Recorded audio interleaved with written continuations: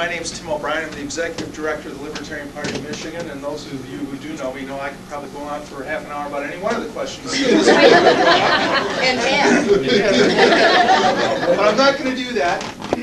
Actually, I want to answer only one of your questions, although I would love to talk about all of them. And then I want to make an observation for you and get your reaction to it. Sure. The question that I want to answer is, you asked about foreign policy and about Kosovo. And what is the proper role? Should the United States abdicate its position as the last superpower and so on and so forth? The libertarian, I think libertarians very much think that there is a vital role for America in terms of the international community, and that is as a moral leader, to set the example for the world of the proper idea of defense, which is that you never hit first and that you always hit back. So that we are strong advocates of armed neutrality. We would have nothing to do with being involved in Kosovo. We would have never sent troops over to the Middle East to try and keep oil cheap for fat American consumers. We would have never done that. How about a pure good deed operation like Rwanda?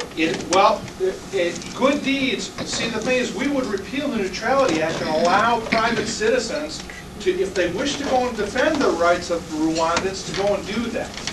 But we would not commit the purpose of the American military is to defend the United States from foreign attack, period. That's it. Okay, so our view of the role, in my opinion anyway, of the proper role for America in the international community is as a moral leader, as an example of the proper idea of defense, which is strictly defensive. It is not about good deeds. It's not about Somalia. It's not about keeping oil cheap. It's not about any of that. So in the famous, you're a movie buff, there's a famous line which I keep citing: who will save the poor suffering peoples of the world? Tim O'Brien answers. The poor, the rich people will save the poor people of the world, but they will do it voluntarily. They will not do it with military. They will not do it at bayonet point. They will do it because they choose to do it voluntarily.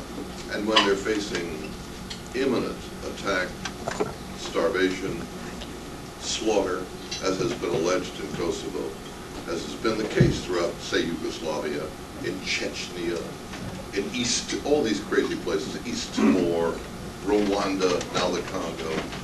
We would remove the impediment that prohibits American citizens from going over and helping to defend those people. Are you aware of the fact that when the first volunteers in World War I, the Lafayette Escadrille, went over to fight in World War I, they gave up their U.S. citizenship? Because as soon as you go and fight under the flag of a foreign country, you lose your citizenship. And I'm a great fan of the Lafayette Escadrille, and I've read a book or two about them, and I forgot that if I read it. And in fact, the U.S. government suddenly, after we entered the war in 1917, suddenly reversed course, and it was as if we had been in the war since 1914. And in point of fact, the people who went and fought early in that war lost their U.S. citizenship. And it was not until after we actually entered the war that they were absolved and they were given their U.S. citizenship back. That Neutrality Act must be repealed. If you want to allow Americans to go and defend the Somalis or the Kuwaitis or whoever it is, we have to remove the legal impediment for them to do that. But as privateers, without any real military organization behind them, sort of as, what, guerrilla warriors? Is that what you're saying? Privateers are authorized by the U.S. Constitution. Okay. In fact, would they be effective? Would they be powerful enough? Would they be trained enough? Yes, it would seem that if this was the case, I addressed this recently with a friend specifically on the Kosovo issue. He's an Armenian and very sensitive to the ethnic cleansing issue. Can't hear you, Bruce. A friend of mine, when I talked on this issue specifically, stand up. I'm sorry. He was, quite concerned about this, and that we need to go and deal with this. And I said, I'll tell you what, as a libertarian, not only would I, not stand in your way, I'd give you $20 for some bullets. We have the Abraham Lincoln Brigade. It was a classic example, and oddly enough, considering how socialist they were a very libertarian idea. This was a group of individuals that gathered together. They, although poorly trained, they still trained. If there is a need for this kind of thing... I had an uncle who was in it, by the way. Okay. Yes, if there is a need for this, then the market will fill it. There will be organizations. We've got plenty of ex-military people out there who would form perhaps even mercenary units that would hire themselves out to use these guys. If a private corporation or a group of individuals decided they wanted to send someone, these units would form, these things would happen. Is it realistic, according to what we know now about the power of American arms, that a group of the kind that you're describing would make enough of a difference to accomplish the rescue that the suffering peoples need? We know that the amount of bombs dropped by the Air Force and Canadian Marines on Kosovo alone was enormous. I mean, we've exhausted our inventory practically of smart bombs in Kosovo alone. That is a huge cost.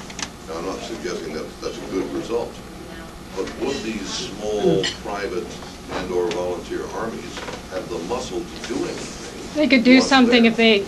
with immigration, if you would let people come into this country who wanted to leave, and you wouldn't leave the victims there to suffer. And that's one of the... You remind me of another question. I'm sorry. I'm just the camera Totally person. different, I'll say for a moment, but remember that I'm kind of flagging it now. Here's the question, which we can pursue a little bit later on. Milton Friedman, who is something of a libertarian in his own way, has said is a supporter of unlimited immigration, except, he says, in one sense. You got to get rid of the welfare state. Right. Yes.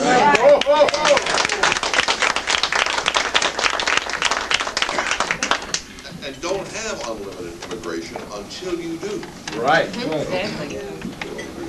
I never got to finish my last, I got off my foreign policy, and that's okay, and we can talk about that, but there was one other thing, and this I just wanted to throw out as a comment to you, and then get some feedback. It's not so much an answer or a question.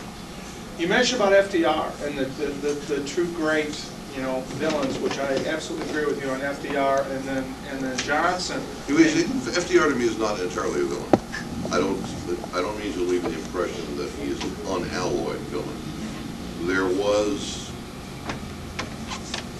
an aspect of our intervention in World War II, a very important aspect, which I think is entirely praiseworthy and which could not have been accomplished by anyone other than FDR, because he had the whole country sewn up. Okay. Hitler was a great threat, to put it mildly, to the entire world. And the notion of our leaving him to his own designs and not intervening is something I've never accepted, just so you know. Okay. Actually, I was kind of moving entirely away from the whole point of foreign policy. And about just the general growth of the power of government, which Roosevelt initially, as you had mentioned, prior to Roosevelt, the government was a tiny, pale reflection of what it is now. And the thing that I wanted to point out about that and get some feedback, just because I'm curious your reaction to that, I think that most libertarians, or many libertarians at least, would attribute, would consider to be the impetus of that great expansion of government power actually preceded Roosevelt by a good 15 years or so. And in fact, in the space of a very short period of time during the early progressive era of the teens, the 19-teens, we had the introduction of the graduated income tax, which twice before had been struck down by the Supreme Court as unconstitutional, and now a constitutional amendment allows a direct tax, a graduated income tax. We also had, for the first time, drug prohibition. Prior to that time, there had never been a notion that the government should be able to tell people what kind of substances they could take themselves. And don't forget, the Federal Reserve was also created within that same 3 or 4 or 5 year period. Up until that time, we had none of these things. We had no notion. Right on all counts, and I would add one very obvious one, which is enormous, and it goes back to Victorian high-found moralism, which is a different extreme. What you're describing is what I call today the hive. This is the progressivist hive of Upton Sinclair and others. It runs the gamut from socialism to progressive republicanism, the Bush Party and Theodore Roosevelt. That kind of intervention against the so-called robber barons acquired a great cachet earlier in the century. But government wasn't much, in spite of all that stuff, throughout the 20s. Don't forget another one, and that's prohibition. The Victorian, brainless booths who brought that upon the world.